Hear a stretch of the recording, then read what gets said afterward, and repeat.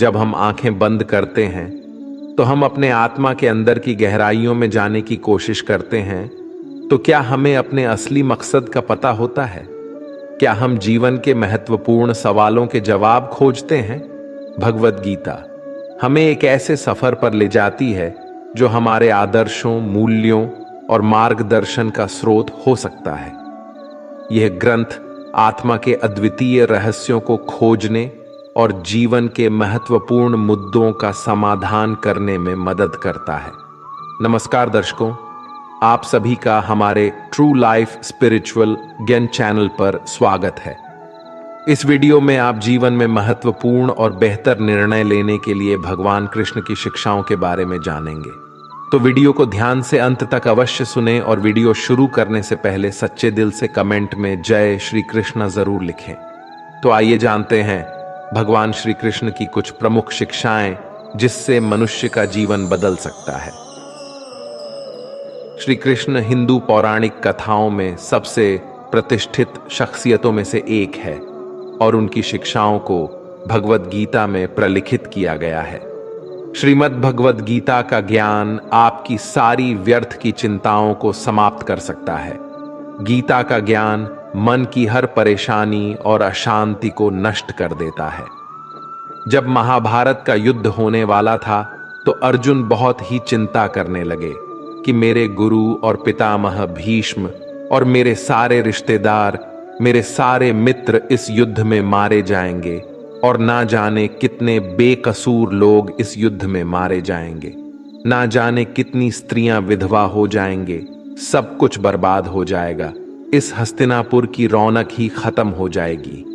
इन सबको मारकर अगर मैं जीत भी गया तो उस जीत का मतलब ही क्या, जहां अपने ही ना रहे।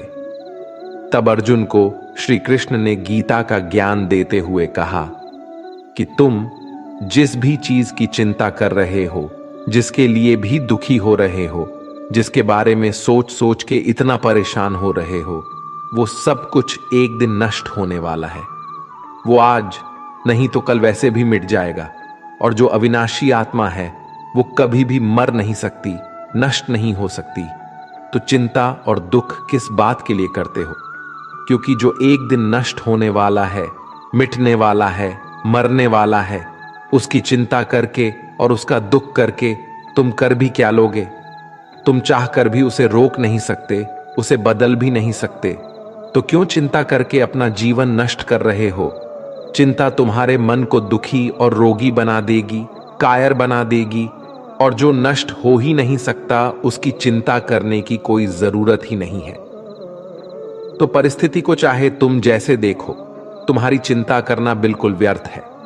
वास्तव में आप भी उन्हीं बातों के बारे में चिंता करते रहते हैं, सोचते रहते हैं, जिसे आप बदल नहीं सकते, जिसे आप चाहकर भी अपने नियंत्रण में नहीं कर सकते।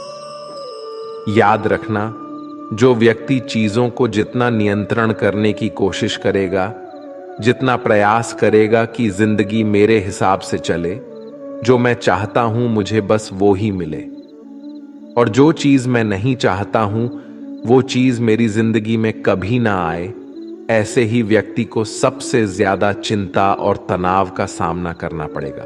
क्योंकि ये जिंदगी एक बहते पानी की तरह है और उसी पानी में दो तिनके बह रहे हैं, जिसमें से एक तिनका पानी की लहरों के साथ आनंद लेता हुआ बह रहा है। पानी जहां जा रहा है उसके बहने में वो उसका साथ दे रहा है। जहां जहां पानी जाएगा वहां वहां मैं भी इसके साथ आनंद लेता हुआ बहता रहूंगा। वो तिनका पानी के साथ बह रहा है, वो तिनका पानी के साथ नाचता हुआ जा रहा है, खुश होता हुआ जा रहा है। और एक दूसरा तिनका है जो उस पानी के बहाव के साथ लड़ रहा है। जहां ये पानी जा रहा है मैं उसका बहाव बदल दूंगा, इसके पानी को मैं वहां ले जाऊंगा जहां ले जाना चाहता हूं, क्योंकि मैंने अपनी मंजिल कहीं और सोच रखी है। अब वो पानी के बहाव के साथ लड़ रहा है, किनारों से पत्थरों से टकरा रहा है, पर पानी के बहाव को वो बदल नहीं पा रहा है, बल्कि जितना कोशिश करता है पानी से लड़ने की, उतना ही दुखी और उतना ही परेशान हो रहा है। ये जिंदगी भी ऐसे ही बहते पानी की तरह आगे बढ़ती जाएगी, लेकिन अब हमें तय करना है कि हम किस तिनके की तरह बनना चाहते हैं। या तो हम चिंता करके, खुद को परेशान करके जिंदगी से लड़ते रहे, जिंदगी से शिकायतें करते रहे, या तो फिर हम उस दूसरे तिनके की तरह बने कि जहां जिंदगी जा रही है उसी में आनंद लेना शुरू कर दे, उसी में ही खुश रहना शुरू कर दे। हमारी हालत उस व्यक्ति के जैसी है कि एक बार एक राजा किसी नगर से गुजर रहा था। उस राजा ने मार्ग में देखा कि एक गरीब बूढ़ा व्यक्ति अपने सर पर लकड़ियों का गट्ठर बात कर ले जा रहा था। राजा को उस व्यक्ति पर बहुत दया आई। राजा ने उस व्यक्ति से कहा कि तुम इतनी गर्मी में इतना बड़ा लकड़ियों का गट्ठर सर पर लेकर जा रहे हो, पसीने से लथपथ पड़े हो। फिर राजा कहता है कि आओ मेरे रथ पर बैठ जाओ और तुम्हें जहां जाना है मैं तुम्हें छोड़ दूंगा। तो वो व्यक्ति कहने लगा, महाराज, मैं बहुत गरीब आदमी हूं, मैं आपके रथ पर कैसे बैठ सकता हूं? मैं तो आपके आगे बहुत छोटा हूं। राजा ने कहा कि मैं छोटा, बड़ा, अमीर, गरीब नहीं मानता। मनुष्य को मनुष्य की मदद करनी चाहिए। अगर हमारे पास कोई ज्यादा है और अगर किसी को जरूरत है तो उसे वो चीज जरूर देनी चाहिए। तुम भी एक मनुष्य हो और मैं भी एक मनुष्य हूं, और अगर एक मनुष्य दूसरे मनुष्य की पीड़ा को नहीं समझेगा तो वो मनुष्य नहीं है, वो एक पशु के समान है। इसीलिए तुम मेरे रथ में आ जाओ, मैं तुम्हें तुम्हारी मंजिल पर छोड़ दूंगा। राजा के ऐसा कहने पर वो व्यक्ति राजा के रथ में बैठ गया। जब वो रथ चलने लगा तब राजा ने देखा कि व्यक्ति के सर से अभी भी पसीना बह रहा है। तब राजा ने गौर किया कि उस व्यक्ति ने अपने सर से वो लकड़ियों का गट्ठर उतारा ही नहीं है। राजा ने बोला, तुम अपने सर पर से ये लकड़ियों का गट्ठर लेकर क्यों बैठे हो? अब तो तुम मेरे रथ में सवार हो, ये लकड़ियों का गट्ठर मेरे रथ पर रख दो और तुम आराम से बैठ जाओ। तब वह व्यक्ति कहने लगा, नहीं नहीं महाराज, आपने मुझे अपने रथ पर बैठाया, मेरे लिए ये बहुत बड़ी सौभाग्य की बात है। मैं अपने लकड़ियों का वजन आपके रथ पर बिल्कुल नहीं आने दूंगा। तब उस राजा ने यह सुनते ही अपना सिर पकड़ लिया। यही कहानी हम सब की है। गीता में भगवान कृष्ण कहते हैं कि अपनी हर चिंता, अपना हर दुख तुम मुझ पर छोड़ दो, मैं तुम्हारे हर दुख को दूर कर सकता हूं, मैं तुम्हारी हर चिंता को दूर कर सकता हूं।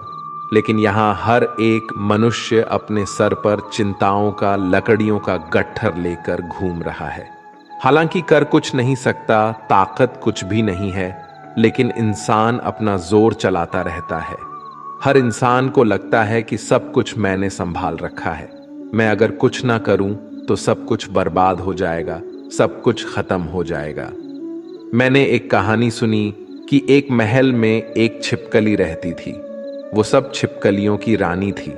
जब कहीं भी जाना होता था तो जो छिपकलियां उसके नीचे रहती थीं वो उन्हें भेज देती थी। वो खुद कहीं भी नहीं जाती थी। एक दिन सब छिपकलियों ने उससे पूछा कि तुम हमारी रानी हो, पर तुम कहीं भी नहीं जाती, बस इस महल में ही बैठी रहती हो। ऐसा क्या कारण है कि तुम कहीं बाहर ही नहीं निकलती? तब वो रानी छिपकली कहने लगी कि इस महल की छत को मैंने ही संभाल के रखा है। अगर मैं यहां से चली गई तो इस महल की छत भी गिर जाएगी। ऐसे ही हर एक मनुष्य को लगता है कि अगर मैं नहीं रहूंगा तो कोई काम नहीं हो पाएगा। हर इंसान ये वहम पाले बैठा है कि सब कुछ करने वाला मैं ही हूं और सब कुछ मुझे ही करना है। हालांकि इतनी भी शक्ति हमारे अंदर नहीं है कि हम अपनी सांस भी खुद ले सके, और प्रकृति ने ऐसा नियम बना रखा है कि हमारी सांसें अपने आप चलती है। अगर सांस लेने का काम हम पर छोड़ दिया जाए तो हम एक दिन भी जिंदा नहीं रह पाएंगे। इधर एक पल के लिए भी हम सांस लेना भूले और उधर सामने मौत आ जाएगी। और मनुष्य को सोचने की, चिंता करने की ऐसी बीमारी है कि वो सिर्फ आज की चिंता नहीं करता और ना ही सिर्फ अपने कल की चिंता करता है। वो अपने आने वाले 10, 20, 50 साल, अपने बुढ़ापे तक की, अपने मरने के बाद तक की भी चिंता करता है। और एक बात याद रखना कि जो लोग बहुत ज्यादा सोचते हैं, बहुत ज्यादा चिंता करते हैं, उनमें कुछ भी करने की शक्ति ही खत्म हो जाती है। क्योंकि चिंता करने में ही उनकी सारी ऊर्जा नष्ट हो जाती है। ये कलयुग है। इस युग में लोग सोचते ज्यादा है और करते बहुत कम है। कलयुग का मनुष्य स्वभाव से आलसी और सिर्फ व्यर्थ की बातें सोचता रहता है। जिसे करना होता है वो ज्यादा सोचता नहीं है, वो उस कार्य को कर लेता है। पर आप अपने आसपास की दुनिया पर नजर डाल के देखो, आपको अधिकतर लोग न करने वाले ही ज्यादा मिलेंगे।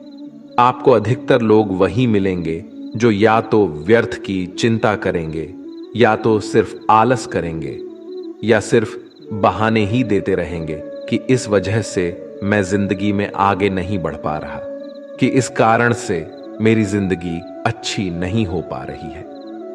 अगर मनुष्य सोचने के बजाय करना शुरू कर दे तो उसकी जिंदगी में कोई भी दुख, कोई भी समस्या ज्यादा देर तक टिक नहीं सकती है।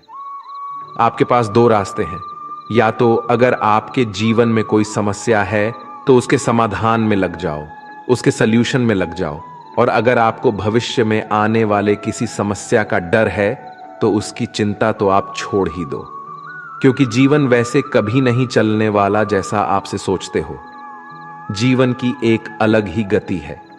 आप अगर कभी गौर करोगे तो आपको यह समझ आ जाएगा कि आप जिंदगी में जिन बातों को लेकर चिंता करते हैं उनका कोई मतलब ही नहीं था। आपको लगेगा कि आप व्यर्थ की चिंता करते थे और जिंदगी ने कुछ और ही दिखा दिया। किसी नगर में एक बहुत धनी व्यक्ति रहता था। उसके पास इतना पैसा था जिसका हिसाब ही नहीं था। एक दिन उसने अपने सारे आदमियों को बुलाया जो उसका हिसाब किताब देखते थे, और उनसे कहा कि मेरे पास कितना पैसा है, कितनी संपत्ति है, उन सब का मुझे हिसाब दो कि आखिर मेरी कुल संपत्ति कितनी है। वो सारे हिसाब को देखने वाले उस सेठ की संपत्ति का हिसाब लगाने में लग गए। उन सबको उस संपत्ति का हिसाब लगाने में ही 10 दिन लग गए। 10 दिन के बाद जब हिसाबकर्ताओं ने मिलकर कहा कि आपके पास इतना पैसा है कि आपकी 7 पीढ़ियां बैठकर खा सकते हैं, उन्हें कोई काम करने की जरूरत नहीं है। जब उस व्यक्ति ने यह सुना कि मेरे पास इतना धन है कि मेरी 7 पीढ़ियां बैठकर खा सकती है, उन्हें कोई काम करने की जरूरत नहीं है, तो वो व्यक्ति रोने लगा। फिर सब हिसाबकर्ताओं ने पूछ लिया कि आप रो क्यों रहे हैं, आपके पास तो अपार संपत्ति है। तब वो धनी व्यक्ति कहने लगा कि आप लोगों ने कहा कि मेरी 7 पीढ़ियां बैठकर खा सकती हैं, उन्हें कोई काम करने की जरूरत नहीं है, लेकिन जब 8वीं पीढ़ी आएगी तो उसका क्या होगा?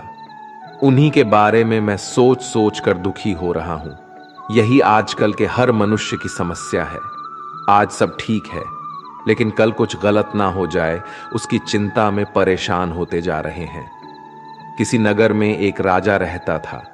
उसका राज्य बहुत बड़ा था और उसके राज्य के आसपास के जो भी राजा थे उनके साथ भी उसके बहुत अच्छे संबंध थे। लेकिन वो राजा चिंता करता रहता था कि अगर कल को ये सारे राजा मेरे शत्रु बन जाए, मुझ पर हमला कर दे, तो मेरा क्या होगा? मैं आगे कैसे जी पाऊंगा? मेरी जिंदगी आगे कैसे चल पाएगी? वह राजा बेवजह की इन चिंताओं में उलझा रहता था। एक दिन वह अपने गुरुवर के पास गया और गुरुवर को जाके उसने बताया कि मुझे बहुत चिंता होती है कि ये जितने भी राजा मेरे राज्य के आसपास रहते हैं, कल को अगर ये मेरे शत्रु हो गए और मुझ पर इन्होंने हमला कर दिया तो मैं कहां जाऊंगा? गुरुवर उस राजा का मन समझ गए और उन्होंने उस राजा से कहा कि तुम्हारे नगर में एक महिला रहती है, तुम उसके पास जाओ, उसे बहुत सारा धन और बहुत सारा अनाज देकर आओ, तो तुम्हें तुम्हारी समस्या का समाधान मिल जाएगा। वो राजा बहुत सारा सोना लेकर, बहुत सारा अनाज लेकर उस महिला के पास गया। उसको दान देने के लिए जब राजा उस महिला के घर पहुंचा तो राजा ने उस महिला से कहा कि ये सारा धन को तुम रख लो, ये सारा अनाज भी तुम रख लो, उसके बाद तुम्हारा जीवन बड़े आराम से गुजरेगा। राजा की इस बात को सुनने के बाद उस महिला ने राजा से वो धन, वो अनाज लेने से मना कर दिया। वो महिला राजा से कहने लगी कि मेरे पास आज खाने के लिए भोजन है, मैं कल के लिए अपने घर में भोजन नहीं रखती हूं। मुझे ईश्वर पर पूरा भरोसा है कि जिसने मुझे आज खिलाया है वो मुझे कल भी खिलाएंगे, क्योंकि जितना मैं संग्रह करूंगी फिर मुझे उस सामान की चिंता करनी पड़ेगी, फिर मुझे उस सामान को संभालना पड़ेगा। इससे तो बेहतर है कि जो ईश्वर मुझे आज तक संभाल रहा है मैं उसी के भरोसे खुद को छोड़कर जीती हूं, क्योंकि जो आज तक खिलाता आया है वो आगे भी खिलाता ही रहेगा। गीता का ज्ञान हमें यही सिखाता है। गीता में श्री कृष्ण अर्जुन को यही बात बार बार कह रहे हैं कि हे अर्जुन, अपनी सारी चिंताएं, अपने मन के सारे विचार तुम मुझ पर सौंप दो, अपने मन को हल्का कर दो, क्योंकि चिंता करके तुम सिर्फ दुख प्राप्त कर रहे हो। कभी देखा है किसी ने कि चिंता करके किसी इंसान को खुशी मिली हो, या चिंता करके किसी इंसान को अपनी समस्या का समाधान मिला हो? अगर गहराई से देखा जाए तो चिंता एक मानसिक बीमारी है। चिंता वही इंसान करता है जो कर्म में नहीं लगता, जो कर्म में ना लगकर विचारों में लग जाता है। जो व्यक्ति कर्म में लगा रहेगा उसे चिंता करने का समय ही नहीं मिलेगा, और जो व्यक्ति कर्म का त्याग कर देगा वो अपने खाली समय में चिंता ही करता रहेगा। तो अपने आप को कर्म में लगाओ। जैसे ही श्री कृष्ण ने अर्जुन को उसका कर्म याद दिलाया कि तुम्हें अपना कर्म करना है, ये सब सोचना विचार करना तुम्हारा धर्म नहीं है। तुम क्षत्रिय हो और तुम्हारा कर्म क्या है? अधर्मियों का नाश करना, जो अन्याय करते हैं, जो अत्याचार करते हैं उनको नष्ट करना, ना कि फालतू की बातों को सोचना। वो तुम्हारा काम नहीं है। तुम दुनिया के भगवान नहीं हो। तुम कुछ नियंत्रण नहीं कर सकते हो, क्योंकि ये जीवन बस बहता जा रहा है। कब हम बच्चे से जवान हो जाते हैं, कब जवान से बूढ़े हो जाते हैं, और कब बुढ़ापे से मृत्यु की ओर चले जाते हैं, कुछ भी हमारे नियंत्रण में नहीं हो पाता। यहां हर इंसान जीना चाहता है, कोई नहीं मरना चाहता, लेकिन फिर भी सबको मरना पड़ता है। यहां हर एक इंसान जवान रहना चाहता है, लेकिन फिर भी सब बूढ़े होते जाते हैं। इस छोटी सी चीज को हम समझ ले कि ये जिंदगी बस बहती जा रही है और हम इसे नियंत्रण नहीं कर सकते। बस जो हो रहा है उसमें अपने लिए एक खुशियां और आनंद से भरी एक जिंदगी हासिल करनी है, और वह जिंदगी लड़के या चिंता करके नहीं, बल्कि खुश होकर जीनी है। तुम बिना किसी कारण की चिंता करते हो और बेवजह ही घबराते हो। तुम तो आत्मा हो जिसे ना तो कोई मार सकता है और ना ही जला सकता है।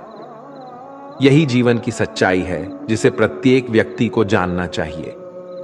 गीता में लिखा है कि जिस इंसान की सोच और नीयत अच्छी होती है, भगवान खुद उसकी मदद करने के लिए किसी ना किसी रूप में जरूर आती है। गीता में श्री कृष्ण कहते हैं कि जो मौन को समझ ले वो पूजनीय होता है, फिर चाहे वो माँ हो, पत्नी हो, प्रेमी हो या परमेश्वर। श्री कृष्ण का कहना है कि मनुष्य को अपने कर्मों के संभावित परिणामों से प्राप्त होने वाली विजय या पराजय, लाभ या हानि, प्रसन्नता या दुख इत्यादि के बारे में सोचकर चिंता से ग्रसित नहीं होना चाहिए। गीता में लिखा है कि जिस मनुष्य ने कभी विपत्तियां नहीं देखी उसे अपनी ताकत का एहसास कभी नहीं होगा। विपत्तियां हर मनुष्य को अंदर से मजबूत बनाती है। प्रशंसा चाहे कितनी भी करो, परंतु अपमान बहुत सोच समझकर करना चाहिए, क्योंकि अपमान वो उधार है जो अवसर मिलने पर हर व्यक्ति ब्याज के साथ चुकाता है।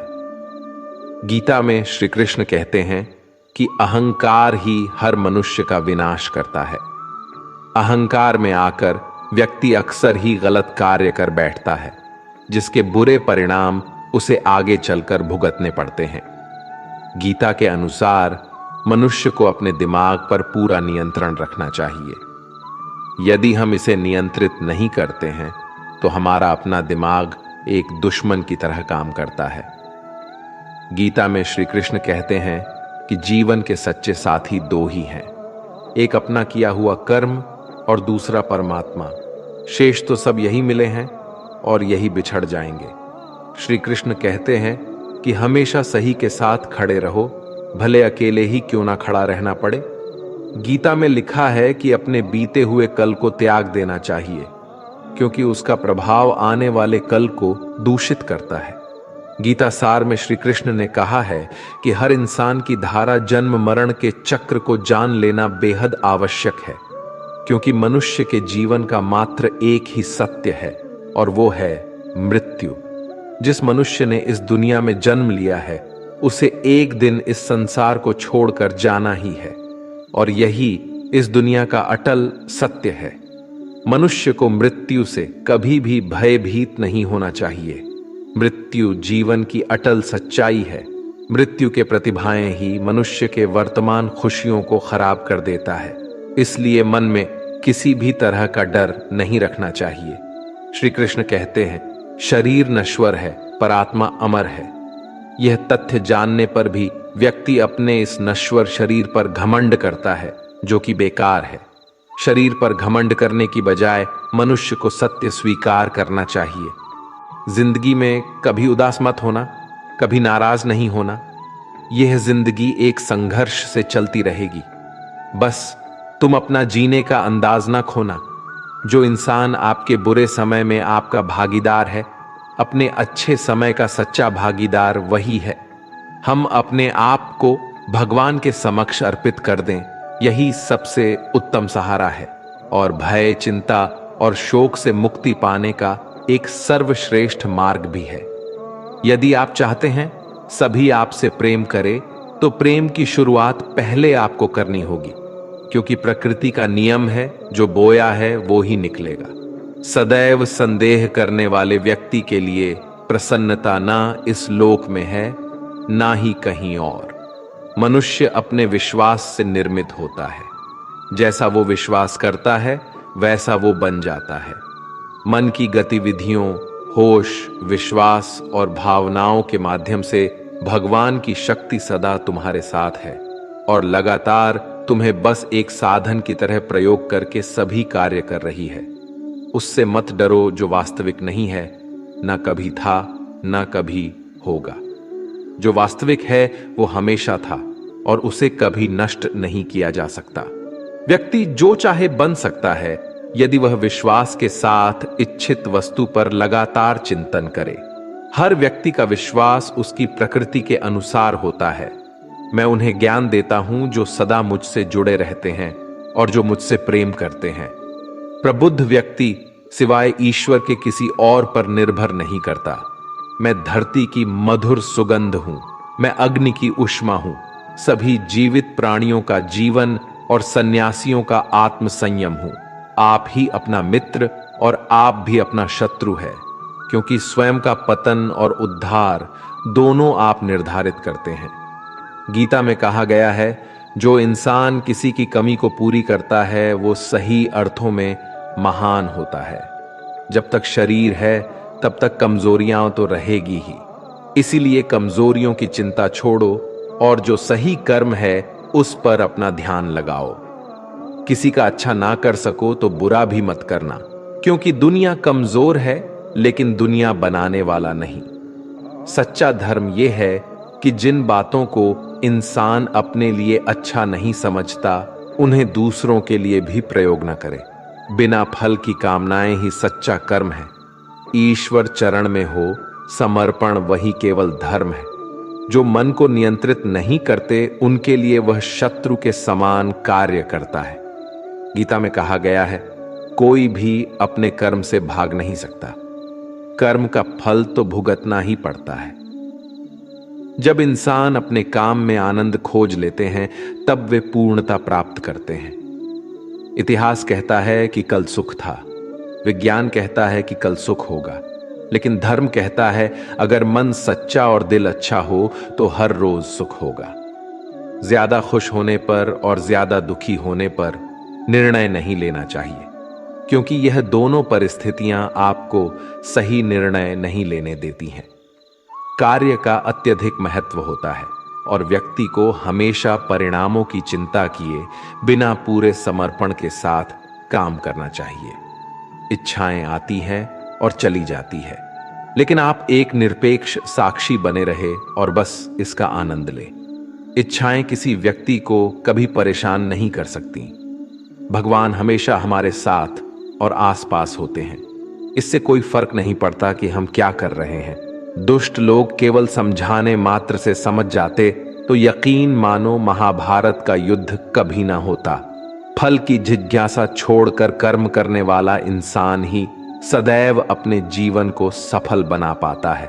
उन लोगों के लिए जिन्होंने खुद पर विजय प्राप्त की है, आत्मशक्ति उनकी दोस्त है, मगर यह उन लोगों के लिए दुश्मन है जिन्होंने कभी खुद को नहीं पाया है। जिस इंसान को आपकी कदर नहीं है, उस इंसान के साथ खड़े होने से अच्छा है आप अकेले रहे। आप कभी भी अपने जीवन में कामयाब नहीं बन सकते अगर आप अपने अतीत को याद करके परेशान रहते हो। वासना, क्रोध और लालच नरक के 3 दरवाजे हैं। हर व्यक्ति का विश्वास उसकी प्रकृति के अनुसार होता है। मैं उन्हें ज्ञान देता हूं जो सदा मुझसे जुड़े रहते हैं और जो मुझसे प्रेम करते हैं। मेरी कृपा से कोई सभी कर्तव्यों का निर्वाह करते हुए भी बस मेरी शरण में आकर अनंत अविनाशी निवास को प्राप्त करता है। बुद्धिमान व्यक्ति कामुक सुख में आनंद नहीं लेता। जो कार्य में निष्क्रियता और निष्क्रियता में कार्य देखता है वह एक बुद्धिमान व्यक्ति है। मैं धरती की मधुर सुगंध हूं, मैं अग्नि की ऊष्मा हूं, मैं ही सभी जीवित प्राणियों का जीवन भी और मैं ही सन्यासियों का आत्म संयम हूं। तुम उसके लिए शोक करते हो जो शोक करने के योग्य नहीं है और फिर भी ज्ञान की बातें करते हो। बुद्धिमान व्यक्ति ना जीवित और ना ही मृत व्यक्ति के लिए शोक करते हैं। बुद्धिमान व्यक्ति को समाज कल्याण के लिए बिना आसक्ति के काम करना चाहिए। कर्म मुझे बांधता नहीं, क्योंकि मुझे कर्म के प्रतिफल की कोई इच्छा नहीं। कर्म उसे नहीं बांधता जिसने काम का त्याग कर दिया है। आप अपने अनिवार्य कार्य करो, क्योंकि वास्तव में कार्य करना निष्क्रियता से बेहतर है। आत्मज्ञान की तलवार से काटकर अपने हृदय से अज्ञान के संदेह को अलग करके अनुशासित बनो। मनुष्य अपने विश्वास से निर्मित होता है। जैसा वो विश्वास करता है वैसा वो बन जाता है। इस जीवन में मनुष्य ना तो कुछ खोता है और ना ही कुछ व्यर्थ होता है। मन अशांत है और उसे नियंत्रित करना कठिन है, लेकिन अभ्यास से इसे वश में किया जा सकता है। केवल मन ही किसी का मित्र और शत्रु होता है। व्यक्ति या जीव का कर्म ही उसके भाग्य का निर्माण करता है। जब मानव अपने कार्य में आनंद खोज लेता है तब वह पूर्णता प्राप्त कर लेता है। क्रोध से भ्रम पैदा होता है, भ्रम से बुद्धि व्यग्र होती है। जब बुद्धि व्यग्र होती है तब तर्क नष्ट हो जाता है। जब तर्क नष्ट होता है तब व्यक्ति का पतन हो जाता है। सदैव संदेह करने वाले व्यक्ति के लिए प्रसन्नता ना इस लोक में है ना ही कहीं और। मन की गतिविधियों, होश, विश्वास और भावनाओं के माध्यम से भगवान की शक्ति सदा तुम्हारे साथ है और लगातार तुम्हें बस एक साधन की तरह प्रयोग करके सभी कार्य कर रही है। ज्ञानी व्यक्ति ज्ञान और कर्म को एक रूप में देखता है, वही सही मायने में देखता है। प्रबुद्ध व्यक्ति के लिए गंदगी का ढेर, पत्थर और सोना सभी एक समान है। निर्माण केवल पहले से मौजूद चीजों का प्रक्षेपण है। उससे मत डरो जो वास्तविक नहीं है, न कभी था न कभी होगा। जो वास्तविक है वो हमेशा था और उसे कभी नष्ट नहीं किया जा सकता। जन्म लेने वाले के लिए मृत्यु उतनी ही निश्चित है जितना कि मृत्यु होने वाले के लिए जन्म लेना। इसलिए जो अपरिहार्य है उस पर शोक मत करो। जो मन को नियंत्रित नहीं करते उनके लिए वह शत्रु के समान कार्य करता है। भगवान या परमात्मा की शांति सिर्फ उनके साथ ही होती है जिसके मन और आत्मा दोनों में एकता हो, जो इच्छा और क्रोध से पूर्ण रूप से मुक्त हो एवं जो अपने अंदर की आत्मा को सही मायने में जानता हो। हर व्यक्ति श्री कृष्ण से जुड़ा है और श्री कृष्ण हर व्यक्ति से जुड़े हैं। वही हमारे आदि, मध्य और अंत है। ठंड या गर्मी, सुख या दर्द का अनुभव, ये अनुभव क्षण भंगुर है। वे आते हैं और जाते हैं, उन्हें धैर्यपूर्वक सहन करें। समय हमेशा चलता रहता है, कभी रुकता नहीं। यदि आज बुरा समय है तो कल अच्छा होगा। इसलिए आप बिना किसी स्वार्थ के सिर्फ कर्म कीजिए, फल समय खुद देगा। मैं किसी का भाग्य निर्माण नहीं करता, हर व्यक्ति अपना भाग्य स्वयं बनाता है। पृथ्वी, जल, अग्नि, वायु, आकाश, मन, बुद्धि और अहंकार, ये मेरी प्रकृति के 8 विभाग है। जो कुछ हुआ अच्छे के लिए हुआ, जो हो रहा है अच्छे के लिए हो रहा है, जो होगा वह भी अच्छे के लिए ही होगा। आप वही है जिसमें आप विश्वास करते हैं। आप वह बन जाते हैं जो आप मानते हैं कि आप बन सकते हैं। जिस इंसान के चारों तरफ नकारात्मक लोग रहते हैं, उस इंसान का मंजिल से भटक जाना तय है। जो कुछ भी है वो वर्तमान में है, जो बीत गया है वो नहीं आएगा, और जो आने वाला है उसकी चिंता नहीं, बल्कि खुले हाथों से इसका स्वागत करें। भ्रम और संदेह से परे, जब आप भगवान से प्यार करते हैं तो आप हर चीज से प्यार करते हैं। मन उन लोगों के लिए दुश्मन की तरह काम करता है जो इसे नियंत्रित नहीं करते हैं, और जिसने अपने मन को जीत लिया है उसके लिए मन सबसे अच्छा मित्र है। सत्य कभी नष्ट नहीं हो सकता। अच्छा करने से नहीं डरना चाहिए। कर्म का धर्म से अधिक महत्व है, क्योंकि धर्म करके भगवान से मांगना पड़ता है, पर कर्म करने पर भगवान स्वयं फल देता है। इंसान कर्म करने में मनमानी कर सकता है, लेकिन फल मांगने में नहीं। तुम कृष्णा की तलाश करो, कृष्णा स्वयं तुम्हें ढूंढ लेंगे। कृष्ण कहते हैं कि मनुष्य अपने कार्यों के अनुसार ही उन्नति व अवनति प्राप्त करते हैं। यह जीवन अगले जीवन की तैयारी है। मनुष्य को सदा अच्छे कार्य करने चाहिए। कृष्ण कहते हैं, इस जगत में मनुष्य भौतिक वस्तुओं का भोग कर सकता है। अगर वे चाहे तो सब कुछ छीन सकते हैं, मनुष्य कुछ भी नहीं कर सकता। राधा कृष्ण की कृपा पाने के लिए हृदय में भक्ति जगाना होगा। जिसमें यह भक्ति जागृत है वह बड़ा भाग्यवान है। तुमने यदि किसी वस्तु की इच्छा की और यदि वह इच्छा कृष्ण के अनुकूल नहीं है तो उस कार्य में सफलता नहीं मिलेगी। कृष्ण कहते हैं, यह बात हमेशा याद रखो, कैसे भी हालात हो, किसी प्रकार का अन्याय, पाप या किसी भी गलत बात का समर्थन नहीं करोगे, चाहे वह पति या पुत्र ही क्यों ना हो।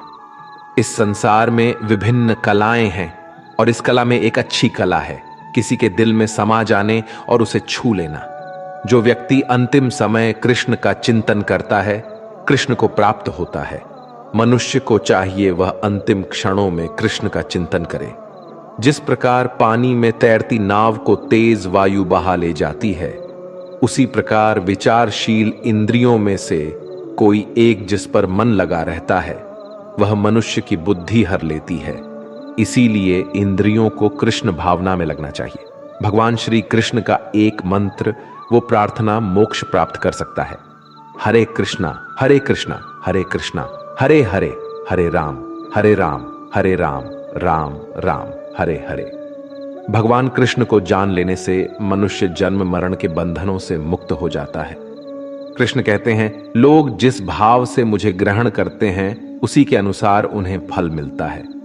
महाभारत युद्ध में कृष्ण भगवान यह दिखाना चाहते थे कि पाप की हार होती है और सत्य की जीत। अहंकार करने पर इंसान की प्रतिष्ठा, वंश, वैभव तीनों ही चले जाते हैं। विश्वास ना हो तो रावण, कौरव और कंस का अंत देख लो। जब घर से बाहर निकले तो प्रभु कृष्ण के सामने झुककर कहे, हे प्रभु, मैं आपसे मिलकर जा रहा हूं, शीघ्र लौटूंगा, क्योंकि भगवान भी आपके लौटने का इंतजार करते हैं। कृष्णा के लिए खर्च की गई कोई चीज कभी व्यर्थ नहीं जाती, चाहे वह सांस हो या वक्त। कृष्ण कहते हैं, मनुष्य शरीर त्याग करते समय जिस भाव का चिंतन करता है उसी भाव अनुसार उसका अगला जन्म निश्चित हो जाता है। मनुष्य को अपने जीवन के उद्देश्य को समझना चाहिए। एक पशु दूसरे पशु का वध करता है तो यह पाप नहीं, लेकिन मनुष्य स्वार्थ के लिए पशु का वध करता है तो वह पाप है। जिंदगी में हम कितने गलत हो या सही, सिर्फ 2 लोग जानते हैं, आत्मा और परमात्मा। राधा कृष्ण का नाम मानो एक अनमोल रत्न है जिसका मूल्य पाया नहीं जा सकता। इस संसार में मूर्ख व्यक्ति, अधर्मी, अज्ञानी व नास्तिक प्रकृति का व्यक्ति मेरी शरण स्वीकार नहीं कर सकता। स्वर्ग में सब कुछ है लेकिन मौत नहीं है। गीता में सब कुछ है लेकिन झूठ नहीं है। दुनिया में सब कुछ है लेकिन किसी को सुकून नहीं है। और आज के इंसान में सब कुछ है लेकिन सब्र नहीं है। किसी ने क्या खूब कहा है, ना खुशी खरीद पाता हूं ना ही गम बेच पाता हूं, फिर भी मैं ना जाने क्यों हर रोज कमाने जाता हूं। हमें अपनी जिंदगी मुश्किल इसलिए लगती है क्योंकि हम आसानी से मिली हुई चीजों की कदर नहीं करते। खुद की तुलना किसी और से कभी ना करें, क्योंकि भगवान ने आपके जैसा किसी को भी नहीं बनाया। इसका मतलब है कि आप अपने आप में सर्वश्रेष्ठ हैं। अपने अतीत को बिना पछतावे के स्वीकारें, वर्तमान को आत्मविश्वास के साथ संभालें और भविष्य का बिना किसी डर के सामना करें। हर सपने को अपनी सांसों में रखें, हर अनुभव को अपनी बाहों में रखें। आप हर मुश्किल से जीत सकते हैं, बस अपने लक्ष्य को अपनी आंखों में रखें। चलो मान लिया कि आज वक्त बुरा है, लेकिन एक बात याद रखना कि यह बुरा वक्त ही इंसान को कुछ नया सिखा कर जाता है। इंसान सफल तब होता है जब वह दुनिया को नहीं, खुद को बदलना शुरू कर देता है। दिमाग ठंडा हो तो फैसले गलत नहीं होते और भाषा मीठी हो तो अपने दूर नहीं होते। दिल के अच्छे होने से अच्छा है पहले आप जुबान से अच्छे बने, क्योंकि लोगों का वास्ता पहले जुबान से पड़ता है। दिल तक तो कुछ खास लोग ही पहुंच पाते हैं। स्वीकार करने की हिम्मत और सुधार करने की नीयत हो तो इंसान कुछ भी कर सकता है। जीवन में सबसे बड़ी खुशी तब होती है जब हम किसी इंसान को अपनी वजह से खुश देखते हैं। अगर यकीन ना हो तो आजमा कर देख लेना। जिस व्यक्ति के अंदर धैर्य नहीं है उसका ना तो कोई वर्तमान है और ना ही कोई भविष्य। इस दुनिया में रहने की दो ही सबसे अच्छी जगह है, किसी के दिल में और दूसरा किसी की दुआओं में। सिर्फ सोच का ही फर्क होता है, वरना समस्याएं आपको कमजोर नहीं बल्कि मजबूत बनाने आती है। आपके कर्म ही आपकी पहचान है, वरना एक ही नाम के तो इस दुनिया में हजारों इंसान हैं। जीवन में सिर्फ ज्ञान होना उपयोगी नहीं, उसका उपयोग कैसे और कब करना है उसका ज्ञान होना सबसे उपयोगी है। समय और भाग्य पर कभी भी अभिमान मत करो, क्योंकि ये दोनों ही परिवर्तनशील है। श्री कृष्ण कहते हैं कि कर्म तेरे अच्छे हैं तो किस्मत तेरी दासी है, नीयत तेरी अच्छी है तो घर में मथुरा काशी है। लोग तुम्हारे स्वाभिमान की तब तक परवाह नहीं करेंगे जब तक कि तुम खुद को साबित करके नहीं दिखा देते कि हम जो भी कर्म करते हैं, चाहे वह सही हो या गलत, हमें एक दिन भोगना ही पड़ता है। जिंदगी अगर हंसाए तो समझ लीजिए कि अच्छे कर्मों का फल मिल रहा है, और जिंदगी अगर रुलाए तो समझ लीजिए यह भी आपके कोई बुरे कर्मों का फल मिल रहा है। कर्म तो हम सभी करते हैं, अच्छे कर्म करेंगे तो अच्छा फल मिलेगा, और अगर अच्छे कर्म नहीं करेंगे तो बुरा फल ही मिलेगा। ये जो कर्म हम करते हैं, अच्छे या बुरे, ये हमें कभी छोड़ते नहीं हैं। हमें इनका फल आज नहीं तो कल जरूर मिलना होता है। लेकिन कई बार जब हमें बहुत दुख मिल रहे होते हैं तब हम बोलते हैं कि हमने तो कोई बुरा कर्म नहीं किया, हमने तो किसी का कभी बुरा किया ही नहीं, फिर हमें क्यों इतने दुख मिल रहे हैं। लेकिन दोस्तों, हमने कर्म किए जरूर होते हैं।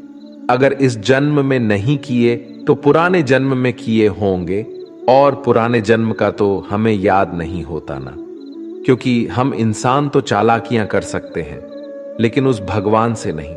कर्मों का सिद्धांत बड़ा ही सरल है, जैसा आप किसी को दोगे वैसा ही आपको वापस मिलेगा। तो अपने मन से फैसला कर लीजिए कि आपको क्या चाहिए। अगर आप इस ब्रह्मांड को सकारात्मक ऊर्जा दोगे तो आपको भी सकारात्मक ऊर्जा ही मिलेगी। जिंदगी का बस एक ही उसूल है यहाँ, तुझे गिरना भी खुद है और संभालना भी खुद है। कभी सुख, कभी दुख, तो कभी बारिश, यही तो जिंदगी के रंग है। इसके बिना जिंदगी बेरंग है। बड़े होंगे तो जिएंगे जिंदगी अपने हिसाब से। बचपन के इस ख्याल पर अब बहुत हंसी आती है। एक दूसरे के लिए जीना ही जिंदगी है, इसलिए हमेशा उन्हें वक्त दो जो तुम्हें दिल से चाहते हो। कुछ गलत फैसले जिंदगी का सही मतलब सिखा देते हैं। जो जिंदगी के दर्द को हंसते हंसते सहन करता है वही मंजिल की हर राह को पाता है, जिंदगी की हकीकत को। बस हमने इतना ही जाना है, दर्द में अकेले है और खुशियों में सारा जमाना है। मृत्यु से वही डरता है जो सत्य से अनजान रहता है। मृत्यु ही हम सबकी मंजिल है। जिंदगी तो कुछ दिनों की मेहमान है। आपके समय सही थे, इसे कोई भी याद नहीं रखता है, लेकिन आप कब गलत थे इसे सब याद रखते हैं। अगर जीवन में अकेलापन है तो भगवान को अपना मित्र बना लो, फिर कोई भी तुम्हें सफल होने से नहीं रोक सकता। पैसे से नहीं बल्कि मन से अमीर बने, क्योंकि मंदिरों में सोने के कलश भले ही लगे हो, लेकिन माथा हमेशा पत्थर की सीढ़ियों पर ही झुकाना पड़ता है। इससे फर्क नहीं पड़ता कि आप कहां से हैं, आप कौन हैं, आप क्या कर चुके हैं। आप हमेशा कुछ नया कर सकते हैं और खुद को बेहतर बना सकते हैं। वक्त कहता है मैं किसी का नहीं, ना कोई मेरा है ना मैं किसी का। जो कोई ने मुझे अहमियत दी उसकी मैं जिंदगी संवार दूं, और जो कोई मुझे अहमियत ना दे उसका मैं सब कुछ छीन लूं। पुराने समय में किसी आश्रम में गुरु अपने एक शिष्य के साथ रहते थे। गुरु बहुत विद्वान थे। आस पास के लोग उनके प्रवचन सुनने आते थे। उनका शिष्य बहुत आलसी था। इस वजह से गुरु को शिष्य के भविष्य को लेकर चिंता रहती थी। शिष्य की शिक्षा पूरी होने वाली थी, लेकिन वह अभी तक समय का मूल्य नहीं समझ सकता था। वह किसी भी काम को टालते रहता था। गुरु ने सोचा कि शिष्य को समय का महत्व नहीं समझाया तो इसका जीवन बर्बाद हो सकता है। एक दिन गुरु ने आलसी शिष्य को एक पत्थर देते हुए कहा कि ये पारस पत्थर है, इससे तुम जितना चाहो उतना सोना बना सकते हो, लेकिन तुम्हारे पास सिर्फ 2 ही दिन है। इससे तुम्हारा भविष्य सुधर सकता है। मैं दूसरे गांव जा रहा हूं, 2 दिन बाद आश्रम लौट आऊंगा, तब मैं तुमसे ये पत्थर वापस ले लूंगा। इस पत्थर से तुम लोहे की जिस चीज को स्पर्श करोगे वह सोने की हो जाएगी। चमत्कारी पत्थर देकर संत आश्रम से निकल गए। आलसी शिष्य बहुत खुश था। उसने सोचा कि मैं इस पत्थर से इतना सोना बना लूंगा कि मेरा पूरा जीवन ऐश और आराम से व्यतीत हो जाएगा। उसने विचार किया कि अभी तो मेरे पास 2 दिन हैं, एक दिन आराम कर लेता हूं, अगले दिन सोना बना लूंगा। ये सोचकर वह सो गया। पूरा दिन और पूरी रात सोने के बाद जब वह उठा तो उसने योजना बनाई कि आज बहुत सारा लोहा लेकर आना है और उसे सोना बनाना है। आश्रम से बाहर जाने से पहले वह खाना खाने बैठ गया। पेट भर खाना खाया तो उसे नींद आने लगी। अब वह सोचने लगा कि कुछ देर सो लेता हूं, सोना बनाने का काम तो छोटा है, शाम को कर लूंगा। लेटे ही उसे नींद आ गई। वह गहरी नींद में था, उसे मालूम भी नहीं चला और सूर्यास्त हो गया। दिन खत्म होते ही गुरु आश्रम में लौट आए और गुरु ने शिष्य से वह पत्थर वापस ले लिया। अब शिष्य को इस बात एहसास हो गया कि आलस्य की वजह से उसने सुनहरा अवसर खो दिया है। शिष्य ने गुरु के सामने संकल्प लिया कि अब से वह कभी भी समय को बर्बाद नहीं करेगा और आलस्य को त्याग देगा। इसके बाद शिष्य का जीवन बदल चुका था। वह मेहनत करने लगा और जल्दी ही उसने अपनी मेहनत से धन कमाना भी शुरू कर दिया। तो दर्शकों, हमेशा याद रखना कि जीवन में आगे बढ़ना है तो आलस्य करना आज ही छोड़ दो। आलस्य एक ऐसी चीज है कि उसी की वजह से मनुष्य का जीवन नष्ट हो जाता है। दोस्तों, ये वीडियो आपके लिए उपयोगी और आध्यात्मिक ज्ञान प्रदान करने का प्रयास है। अगर आपको यह वीडियो पसंद आया हो और आप इस यात्रा के साथ जुड़ना चाहते हैं तो कृपया हमारे चैनल को सब्सक्राइब करें ताकि आप हमारे नए वीडियो की नोटिफिकेशन प्राप्त कर सकें। आपके अपने राय और सुझावों का हमें निरंतर स्वागत है, इसलिए कृपया वीडियो के नीचे कमेंट करें और हमें बताएं कि आपको क्या और कैसे पसंद आया। आखिर में इस वीडियो को लाइक करें और इसे अपने दोस्तों और परिवार के साथ शेयर करने में मदद करें। धन्यवाद। जय श्री कृष्ण।